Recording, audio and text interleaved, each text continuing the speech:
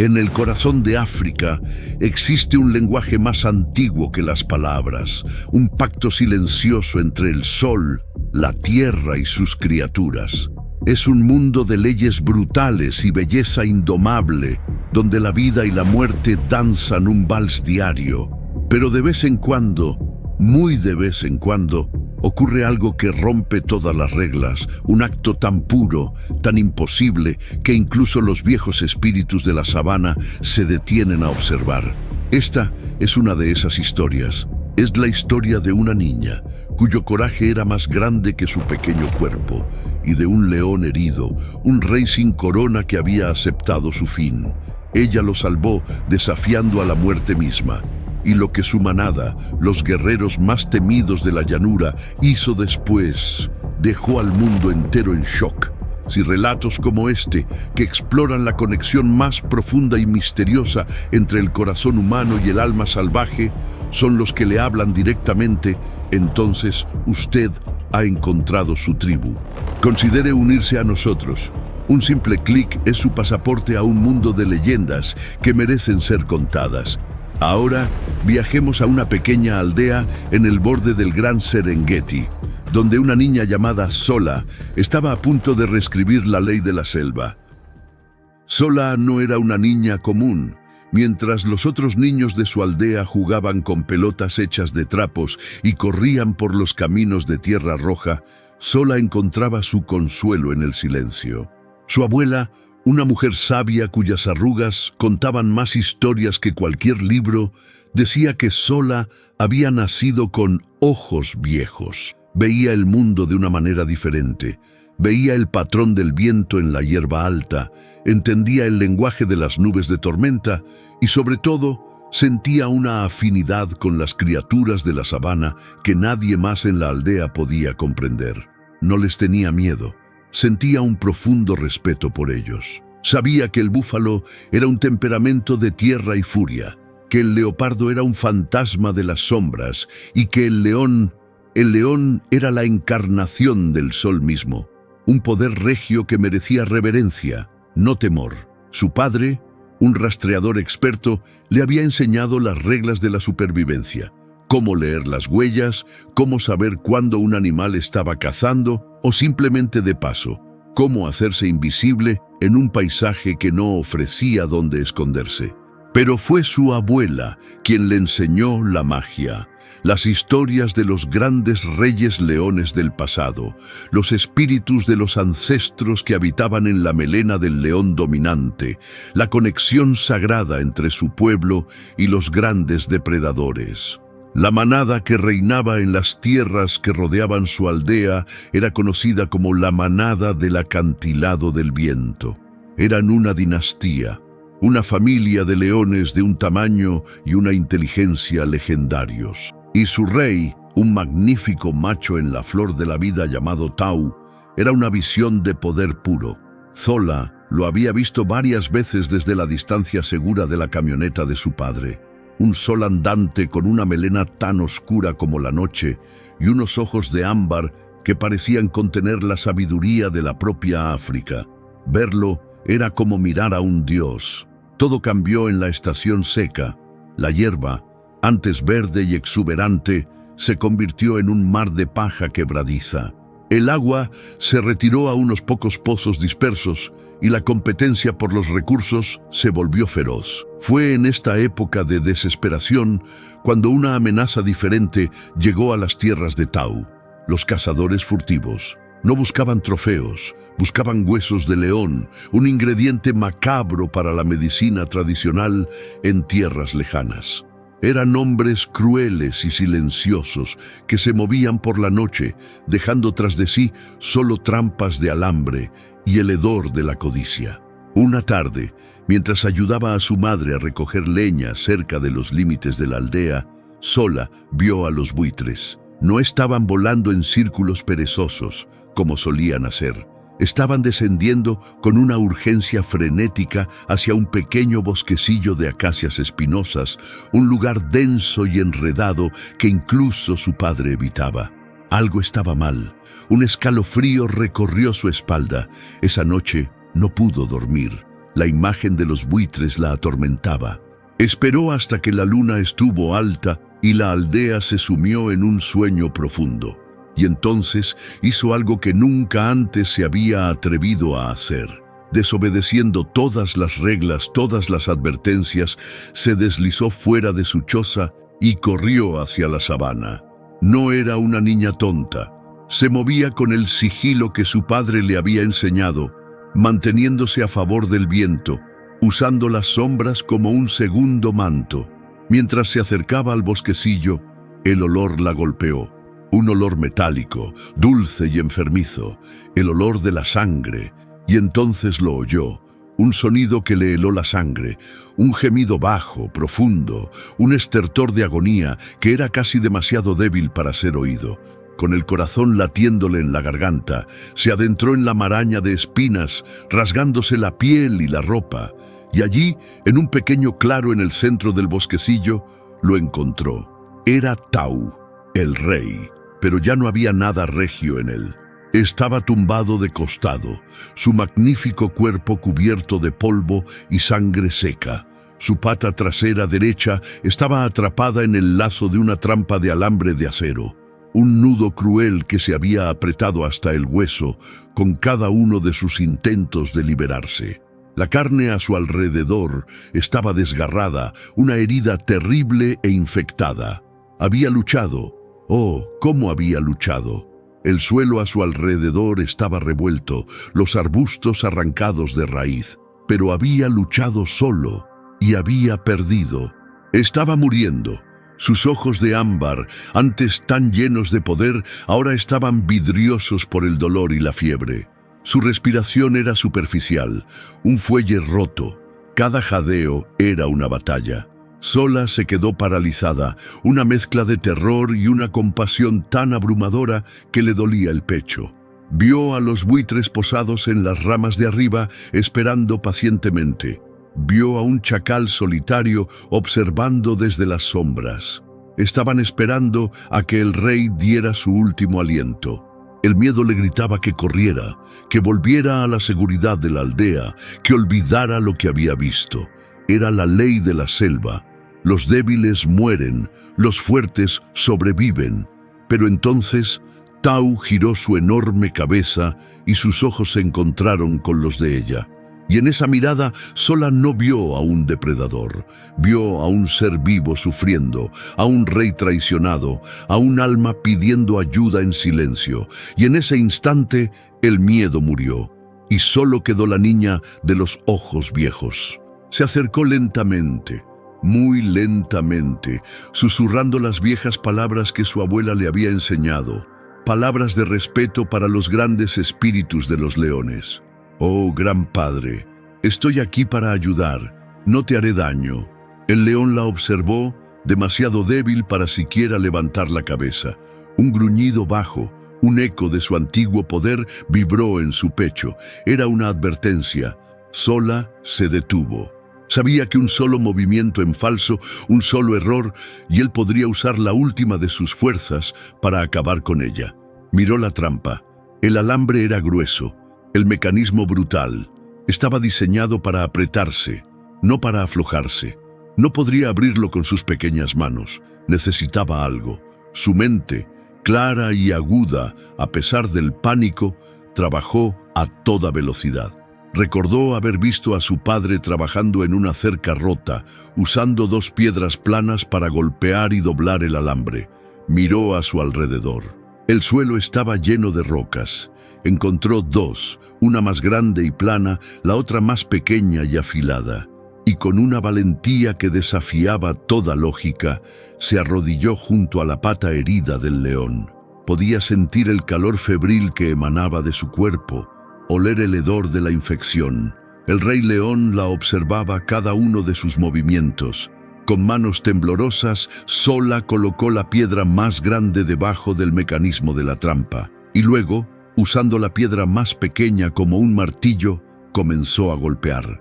El sonido del metal contra la piedra resonó en el silencio de la noche. Con cada golpe, el león se estremecía de dolor y un gruñido amenazador escapaba de su garganta. Sola seguía susurrando. Tranquilo, gran padre, ya casi está, tranquilo. Golpeó una y otra vez, sus pequeños brazos protestando por el esfuerzo. El metal era increíblemente resistente. Por un momento pensó que no lo lograría, pero la imagen de los buitres esperando la hizo seguir adelante. Golpeó con más fuerza, con una determinación desesperada, y entonces con un chasquido metálico, algo se dio. El mecanismo se dobló. El lazo de alambre, que había sido una sentencia de muerte, de repente se aflojó. No fue suficiente para liberarlo, pero fue suficiente. Con un último esfuerzo, Sola tiró del alambre con todas sus fuerzas. El metal oxidado le cortó las manos, pero no le importó. Y con un último tirón, la pata del rey quedó libre. Sola retrocedió de un salto, su corazón latiendo como un tambor. El león yacía inmóvil, su pata libre pero terriblemente mutilada. ¿Lo había salvado o simplemente había prolongado su agonía? El rey Tao intentó levantarse. Sus músculos temblaron. Dejó escapar un gemido de dolor y se derrumbó de nuevo, demasiado débil. La infección y la pérdida de sangre habían cobrado su precio. Había sido liberado de la trampa, pero seguía atrapado en su propio cuerpo roto. Sola sabía que si lo dejaba allí, los chacales y las hienas lo encontrarían antes del amanecer. Tenía que hacer algo más. Solo había una cosa que podía ayudarlo. Una cosa que su abuela llamaba la raíz de sangre. Una planta con propiedades curativas que crecía cerca de los lechos de los ríos secos. Dejando al rey indefenso en el claro, Sola corrió de nuevo hacia la oscuridad. No sabía que su acto de compasión ya había sido notado. En el borde del bosquecillo, observando en silencio, había 2 leonas de la manada del acantilado del viento. Habían estado buscando a su rey durante horas. Lo que acababan de presenciar era tan imposible, tan contrario a las leyes de su mundo, que se quedaron congeladas sin saber cómo reaccionar. Habían visto a una pequeña presa humana no solo acercarse a su rey moribundo, sino liberarlo. La historia de esa noche aún no había terminado. El acto más increíble estaba aún por llegar. Porque Sola había salvado la vida del rey, sí, pero ahora, sin saberlo, se había puesto en el centro de la atención de toda su manada. Y lo que harían a continuación no estaba escrito en ninguna ley de la naturaleza. Sola corría por la sabana nocturna no como una niña, sino como un espíritu del bosque. El miedo que la había paralizado antes se había transformado en un propósito de acero. Ya no era una espectadora de la tragedia, era una participante activa en la lucha por la vida de un rey. Sus pequeños pies, acostumbrados a los senderos de la aldea, ahora volaban sobre la tierra agrietada y las hierbas espinosas, guiados por un mapa mental de las enseñanzas de su padre y las historias de su abuela. Sabía dónde encontrar la raíz de sangre. El viejo lecho del río, un esqueleto de arena y piedras bajo la luz de la luna, estaba a casi 1 kilómetro de distancia. Era una distancia peligrosa, un viaje a través de un territorio donde los cazadores nocturnos, los leopardos y las hienas estaban comenzando su patrulla.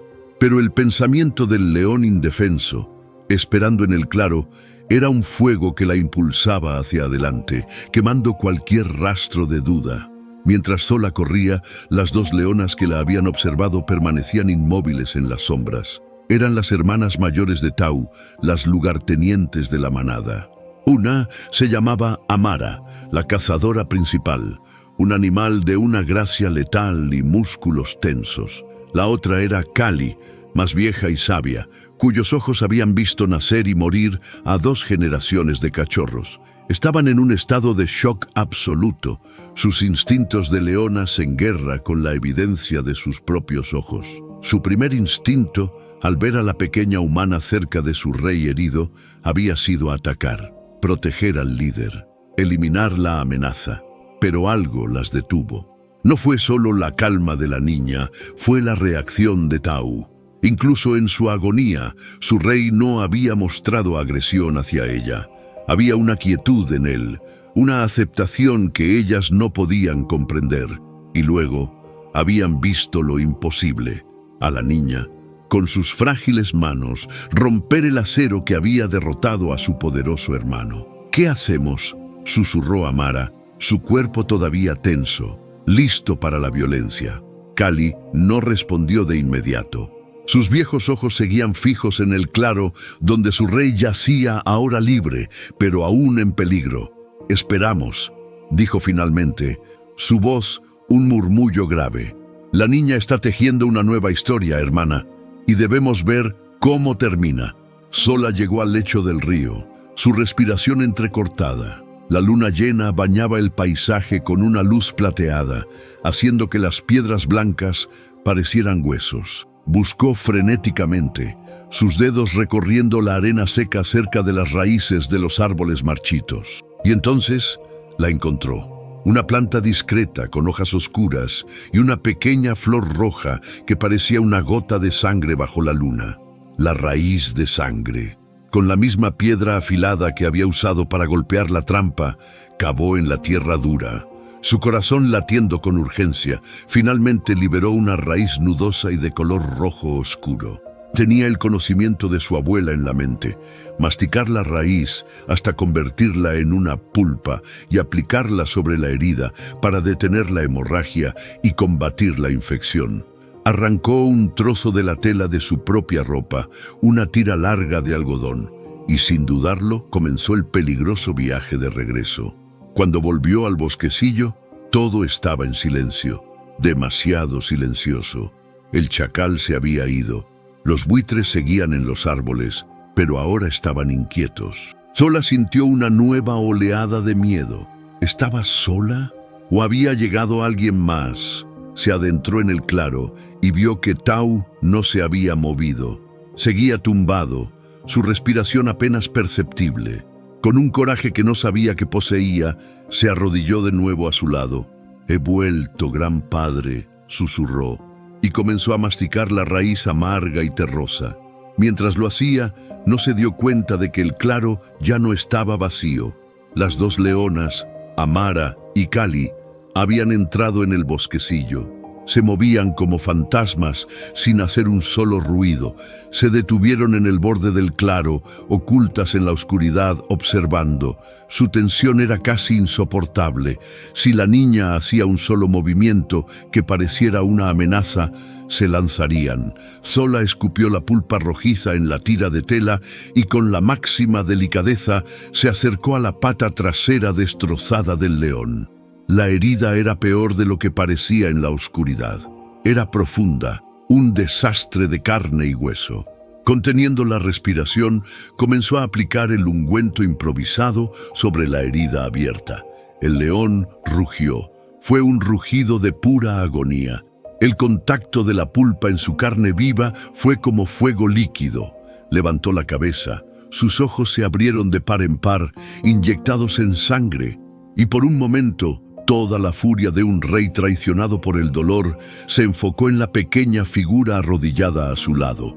Sus labios se retiraron, revelando sus enormes caninos. Su pata delantera, la buena, se levantó, sus garras, del tamaño de cuchillos curvos, se extendieron. En el borde del claro, Amara se preparó para saltar. «¡Ahora!», siseó, pero Kali la detuvo. «¡No, mira!». Sola no gritó, no corrió. Se quedó inmóvil, arrodillada, y miró directamente a los ojos del rey furioso. No lo miró con miedo, lo miró con una compasión inquebrantable, con sus ojos viejos que parecían entender su dolor, y susurró de nuevo: «Lo siento, gran padre, sé que duele, pero es para curarte». Y entonces ocurrió el segundo milagro de la noche. La furia en los ojos de Tau vaciló. Vio la sinceridad en la mirada de la niña. Sintió la ausencia total de miedo en ella. La garra que había estado a punto de destrozarla se detuvo en el aire. El rugido se apagó en un gemido y lentamente, muy lentamente, bajó la pata. Se rindió a su cuidado, sola, Con lágrimas corriendo por sus propias mejillas, continuó su trabajo. Limpió la herida lo mejor que pudo y luego, con una habilidad sorprendente, envolvió la tira de tela alrededor de la pata, creando un vendaje rudimentario pero eficaz. Cuando terminó, se sentó, exhausta, su pequeño cuerpo temblando por la adrenalina y el esfuerzo. Y entonces Tau hizo algo que rompió todas las leyes de la naturaleza. Con un esfuerzo titánico, movió su enorme cabeza y lamió suavemente la mano de Sola. No fue el lametón de un animal, fue un gesto de gratitud, un agradecimiento, un reconocimiento de la deuda de vida que ahora tenía con esta increíble y pequeña criatura. En las sombras, Amara y Kali observaban, incapaces de procesar lo que estaban viendo. Su rey, el poderoso Tau, estaba siendo cuidado por una niña humana, y la estaba aceptando, estaba confiando en ella. El sol comenzó a salir, tiñendo el cielo de rosa y naranja. Sola sabía que tenía que irse. Su ausencia en la aldea ya habría sido notada. «Tengo que irme, gran padre», susurró, «pero volveré». Se levantó y, con una última mirada al rey, se dio la vuelta y salió corriendo del bosquecillo. Tan pronto como se fue, las dos leonas entraron en el claro. Se acercaron a su hermano, su rey, con cautela. Olfatearon el extraño olor de la raíz de sangre en su herida, el olor humano en su pelaje. Tau las miró y en sus ojos ellas vieron una orden silenciosa, una orden que nunca antes había dado, una orden que cambiaba todo. Ese día, la manada se movió. No para cazar, se movieron para proteger. Las leonas, bajo la dirección de Amara y Kali, formaron un perímetro defensivo alrededor del bosquecillo. Se convirtieron en un muro dorado de garras y dientes, invisible para el mundo pero impenetrable. Estaban protegiendo a su rey mientras se curaba, pero también estaban protegiendo el secreto de lo que había sucedido esa noche. En la aldea, el regreso de Sola fue recibido con una mezcla de alivio y furia. Su padre estaba aterrorizado y enfadado por su desobediencia. Pero cuando vio sus manos ensangrentadas y la determinación tranquila en sus ojos, su ira se desvaneció, reemplazada por un asombro desconcertado. Ella no contó toda la historia, solo dijo que se había caído. Sabía que nadie le creería. Durante los siguientes días, Sola vivió una doble vida. De día era una niña de la aldea, pero cada noche, cuando la oscuridad ofrecía su manto, se escapaba con comida robada, trozos de carne, leche y agua, y volvía al bosquecillo. Las leonas la dejaban pasar. Se había convertido en una especie de leyenda silenciosa entre ellas, la pequeña curandera. La observaban desde las sombras mientras se acercaba a su rey, le cambiaba el vendaje, le ofrecía agua y comida.